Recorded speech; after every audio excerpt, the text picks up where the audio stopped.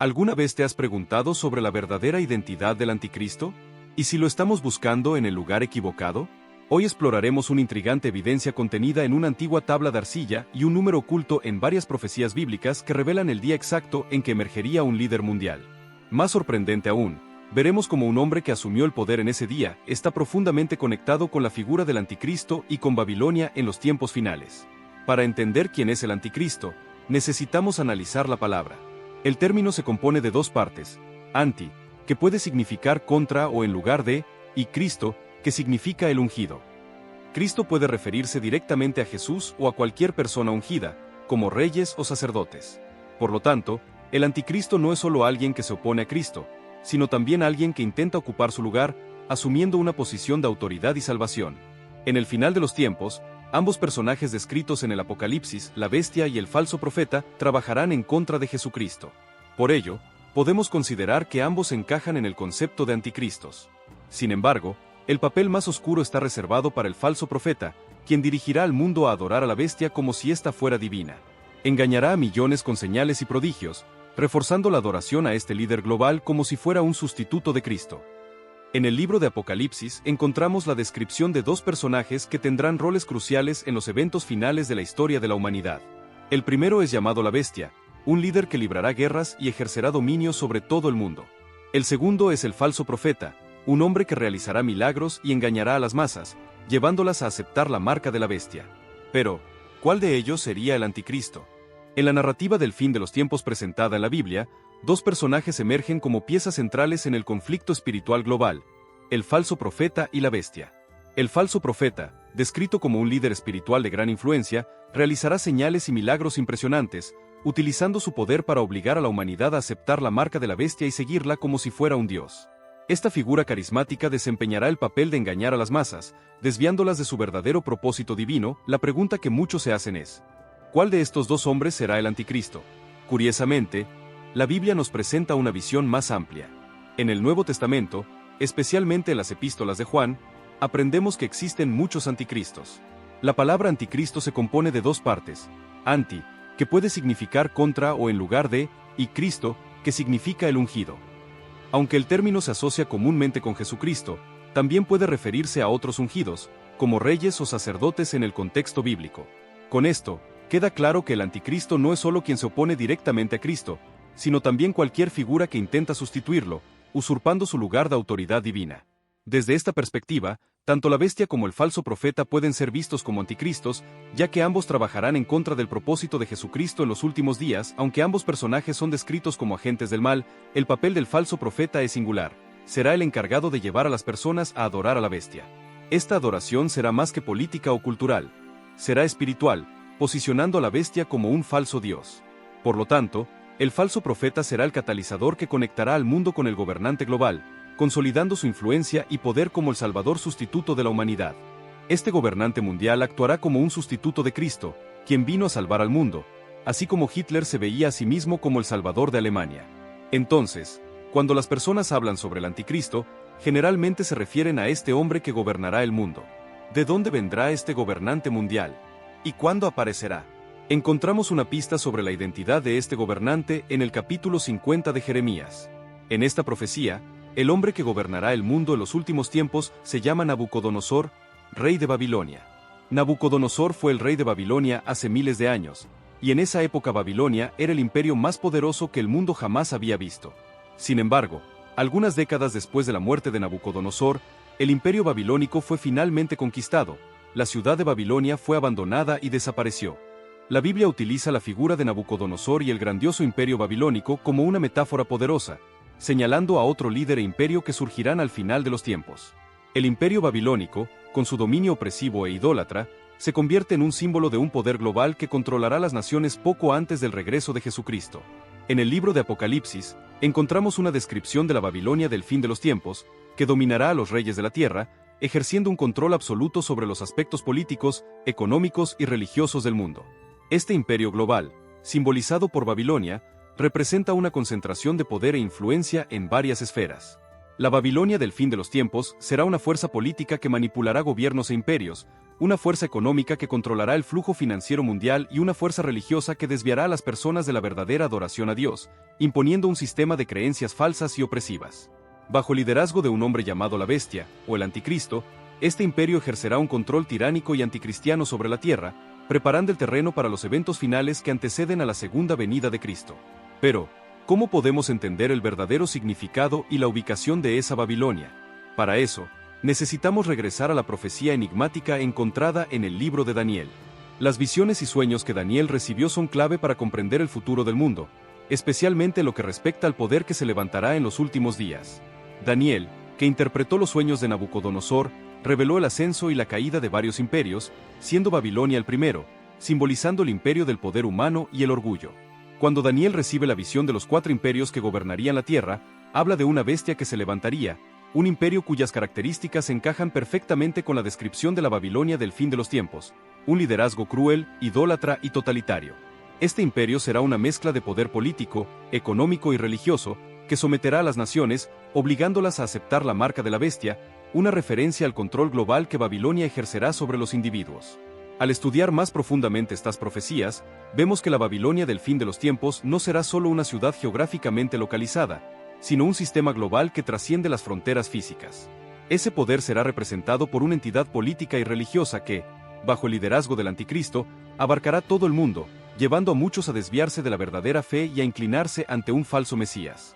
Este escenario apocalíptico descrito por Daniel y Juan en el Apocalipsis no es solo un simbolismo, es una advertencia directa de cómo los sistemas de poder, control y adoración falsa se unirán en los últimos días para engañar a las naciones. El capítulo de Daniel nos presenta uno de los sueños más enigmáticos de toda la Biblia, un sueño que fue dado a Nabucodonosor, el gran rey de Babilonia. En el sueño, el rey vio un inmenso árbol, que se erguía majestuoso y alto, ofreciendo sombra y alimento para todos los pájaros del cielo y para los animales de la tierra. El árbol, en su grandiosidad, parecía garantizar la supervivencia y el sustento de toda la creación. Sin embargo, algo extraordinario ocurrió. El árbol fue cortado, y alrededor del tronco se colocó una franja de hierro y bronce, sellándolo por un periodo de tiempo. Esta visión fue, sin duda, desconcertante para el rey, quien buscó la interpretación del sueño. Cuando Nabucodonosor recurrió a Daniel para revelar el significado, el profeta, con sabiduría divina, explicó que el árbol representaba al propio rey, simbolizando su imperio de poder y prosperidad. Sin embargo, la pérdida del árbol también indicaba que el rey perdería la cordura, y por un periodo, viviría como un animal, apartado de su majestuosa posición. Pero Daniel también trajo un mensaje de esperanza. Después de ese periodo de humillación y locura, el rey recuperaría su razón y volvería a gobernar el imperio babilónico. Y fue exactamente lo que sucedió. Un año después de la profecía, Nabucodonosor perdió la cordura y fue forzado a vivir como un animal, vagando por la tierra, lejos de su gloria y poder. Sin embargo, como el profeta había dicho, después de un tiempo, el rey recuperó su razón y volvió al trono, restaurando su posición y el control sobre Babilonia. A primera vista, esta profecía parece ser una historia aislada, restringida al reinado de Nabucodonosor. Pero, si miramos con más atención, veremos que la Biblia a menudo nos ofrece capas de significados, y este sueño no se limita solo al rey de Babilonia. En muchos casos, las profecías bíblicas prevén 2 eventos distintos, y este es un ejemplo perfecto de ello. El sueño de Nabucodonosor no es solo un reflejo de la caída y restauración de un monarca humano, sino también una metáfora para eventos futuros, especialmente aquellos relacionados con el poder, la soberanía de Dios y la redención. La figura del árbol cortado puede verse como un presagio de un futuro imperio o gobernante que perderá su poder por un tiempo, pero que será restaurado, de acuerdo con el plan divino. Estas profecías, como muchas otras en la Biblia, tienen capas profundas y se extienden más allá de la historia inmediata, señalando al futuro de la humanidad y a los eventos que ocurrirán en los últimos tiempos, como el ascenso de un poder que finalmente será derribado y restaurado según la voluntad de Dios. Al reflexionar sobre esta visión dada a Nabucodonosor, podemos darnos cuenta de que las lecciones de la historia y de la profecía bíblica no se limitan al pasado. Nos alertan sobre el futuro, revelando que hay un plan más grande, una acción divina que se desarrollará en el momento adecuado, trayendo restauración y justicia para todos aquellos que, como Nabucodonosor, reconozcan la soberanía de Dios sobre todas las cosas. El primer cumplimiento de una profecía a menudo sirve como una pista o un tipo que señala un cumplimiento mayor y más profundo. El primer cumplimiento es una guía para entender el segundo, más significativo, revelando capas de significado ocultas en las palabras de Dios. En el caso de la profecía descrita en el libro de Daniel, el primer cumplimiento con el árbol representa al rey Nabucodonosor. Sin embargo, al volvernos hacia el segundo cumplimiento, vemos que ese árbol podría simbolizar a otro gobernante o incluso al propio imperio de Babilonia, ya que en las profecías bíblicas, el rey con frecuencia es una metáfora de su reino.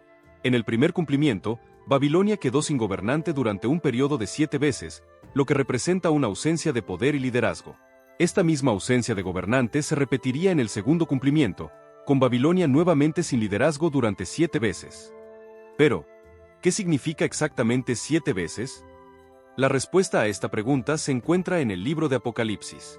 En Apocalipsis 12:14, vemos un periodo descrito como un tiempo, tiempos y la mitad de un tiempo, lo que equivale a 3 tiempos y medio. Esta medida de tiempo, aunque simbólica, es importante. Si volvemos a Apocalipsis 11:3, encontramos el mismo periodo de 3 tiempos y medio, pero esta vez expresado como 1.260 días. Aquí, la equivalencia queda clara. 3 tiempos y medio son iguales a 1.260 días.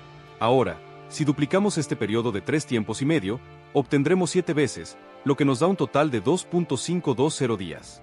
Volviendo a la profecía de Daniel, vemos que en el primer cumplimiento, Babilonia quedó sin gobernante por exactamente 2.520 días, lo que equivale a aproximadamente 7 años. Esta idea de 7 veces o 7 años es crucial, porque en el segundo cumplimiento, Babilonia también quedaría sin gobernante por 2.520 días. Sin embargo, para comprender totalmente el significado de este periodo, es importante recordar que, según varios pasajes bíblicos, un día a menudo representa un año.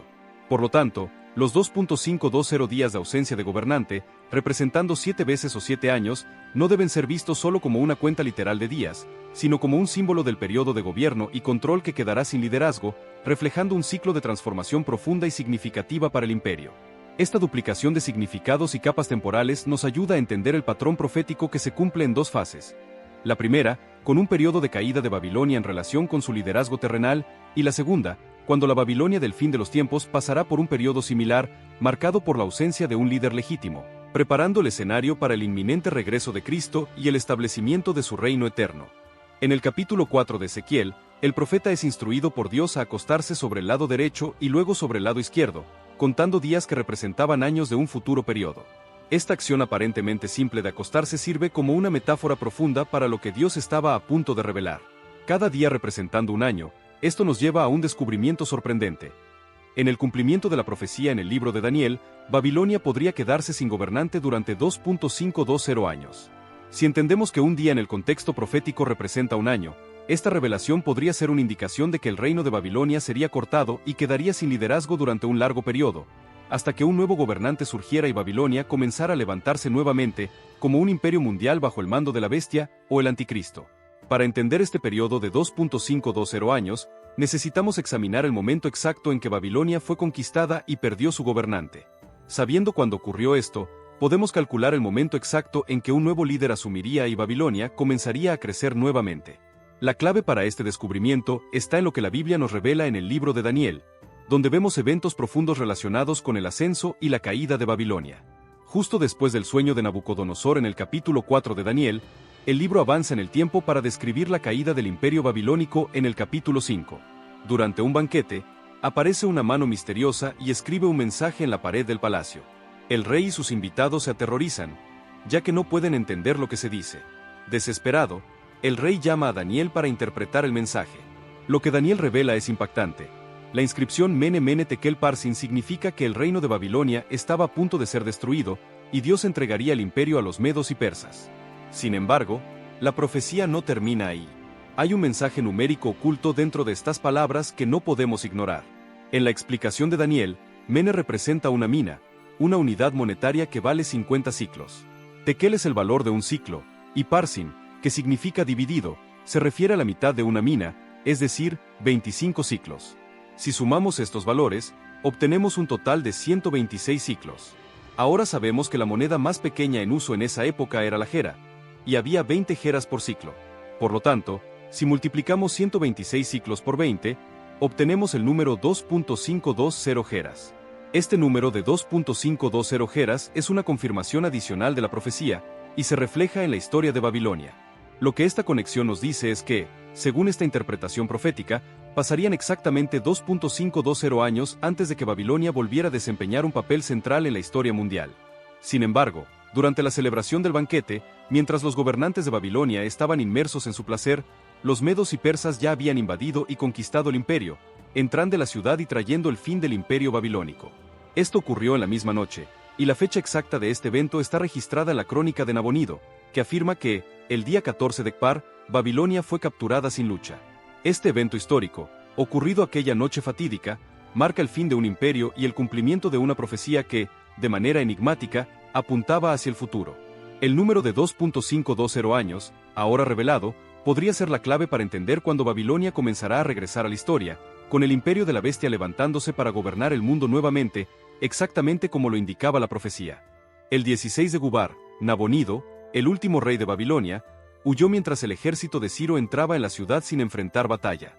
Esto ocurrió el 14º día del mes de Tisri, en el año 539 a.C., una fecha que marcaría el fin del imperio babilónico y el inicio de una nueva era, la dominación de los medos y persas. Esa misma noche, la ciudad de Babilonia fue tomada, y 2 días después, Daniel anunció a los gobernantes de Babilonia que el reino había sido entregado a los medos y persas, tal como lo había profetizado. Pero lo que hace esta fecha aún más fascinante es la conexión con un periodo de 2.520 años, según una antigua tableta de arcilla, que marca el tiempo en que Babilonia estaría sin gobernante. Este periodo es un hito crucial, y para comprenderlo, necesitamos observar más profundamente el calendario hebreo y el babilónico.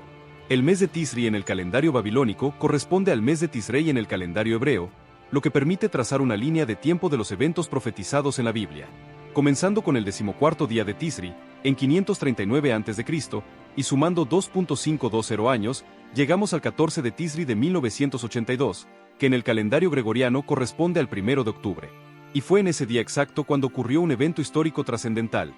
El canciller de la Alemania Occidental, Helmut Kohl, fue sorprendentemente elegido, pero no a través de una elección popular. En su lugar, el Parlamento alemán, mediante una moción de desconfianza constructiva, eligió a un nuevo líder, sin recurrir a las urnas. Este fue un evento único en la historia de Alemania, ya que fue la única vez que un líder llegó al poder de esta forma. La conexión con la profecía de Daniel no termina ahí. El hecho más impresionante es que 8 años después, el 3 de octubre de 1990, exactamente en el mismo día en que Kohl asumió el poder, Alemania Oriental y Occidental fueron reunificadas bajo su liderazgo. Esta reunificación coincidió con el 14º día de Tisri en el calendario hebreo, marcando un segundo cumplimiento de la profecía de Daniel sobre el ascenso y la transformación de potencias globales, según el periodo de 2.520 años. Considerando estos eventos, la ascensión de Helmut Kohl al poder el 1 de octubre de 1982 y la reunificación de Alemania el 3 de octubre de 1990, es imposible ignorar la impresionante precisión con la que se cumple la profecía de Daniel. Estos momentos históricos no son simples coincidencias, sino confirmaciones de que los tiempos y eventos profetizados en las Escrituras pueden tener implicaciones más profundas de lo que imaginamos. Al reflexionar sobre estos hitos, se nos invita a reconsiderar la conexión entre la historia y la Biblia, dándonos cuenta de cómo los eventos actuales pueden ser, de hecho, ecos de profecías antiguas que continúan desplegándose ante nuestros ojos. ¿Alguna vez te has preguntado por qué Alemania Oriental y Occidental fueron originalmente separadas? La respuesta nos remonta a la Primera y Segunda Guerras Mundiales, eventos que moldearon la historia moderna y que, bajo la luz de las profecías bíblicas, adquieren un significado aún más profundo. Durante la Primera Guerra Mundial, Alemania y sus aliados conquistaron vastos territorios en Europa. Más tarde, en la Segunda Guerra Mundial, bajo el liderazgo de Hitler, Alemania volvió a avanzar, dominando gran parte del continente.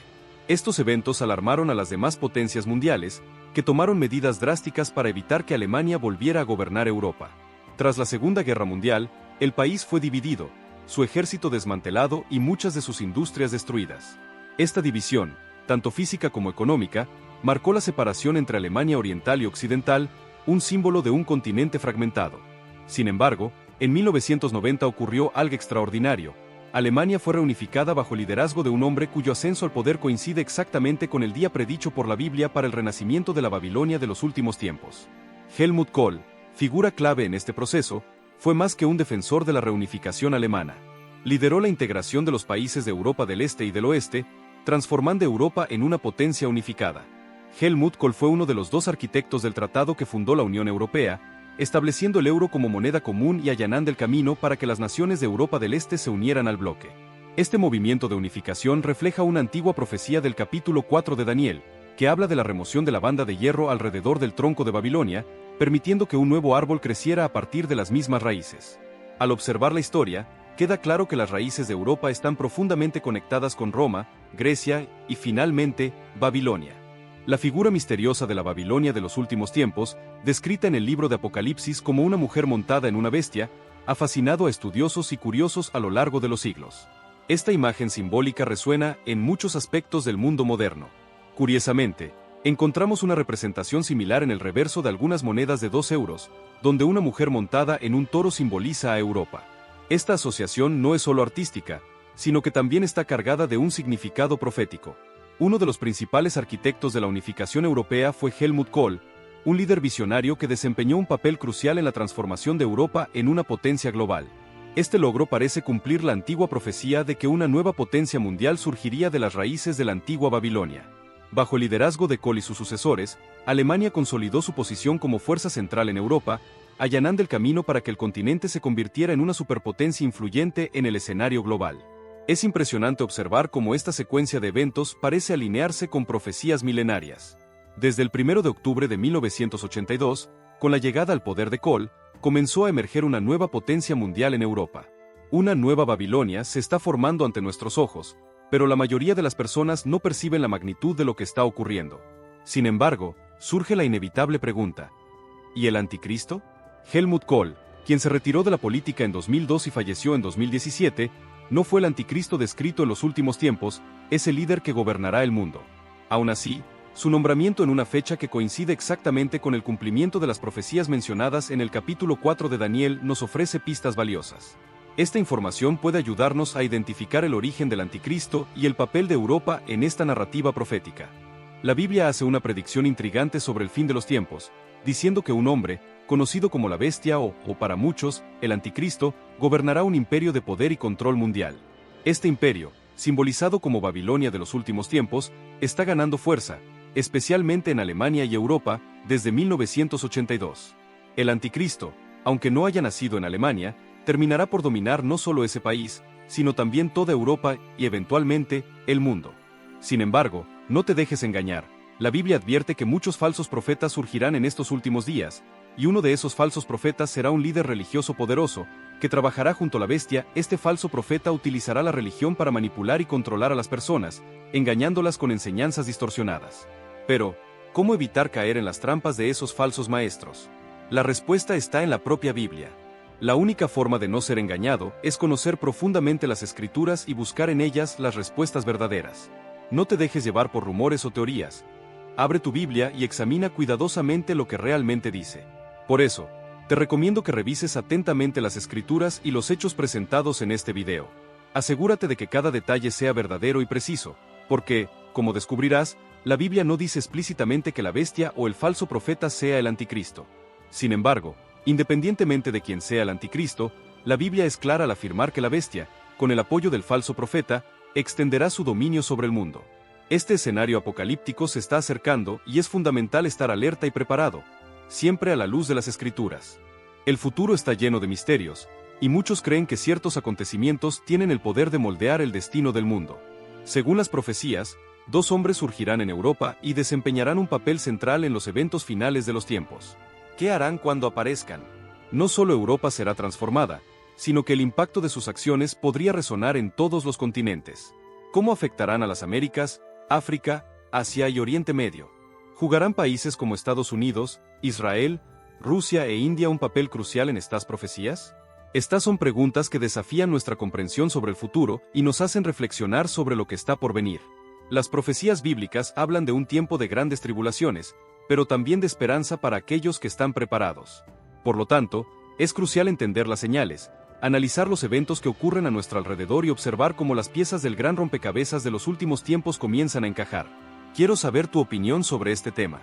¿Qué piensas sobre el papel de estos hombres y el impacto que tendrán en el mundo? Deja tus comentarios abajo y, siempre con respeto, comparte tus perspectivas con nosotros. Tu punto de vista es importante para enriquecer nuestra discusión. Si encontraste este contenido interesante y valioso, te pido que te suscribas al canal y actives las notificaciones para no perderte ninguno de nuestros próximos videos. Comparte con tu familia y amigos para que podamos llevar este conocimiento a más personas. Recuerda, juntos podemos iluminar más mentes y expandir nuestra comprensión sobre lo que está por venir. Te agradezco enormemente por estar aquí y ser parte de este viaje. Que Dios te bendiga abundantemente. Hasta el próximo video.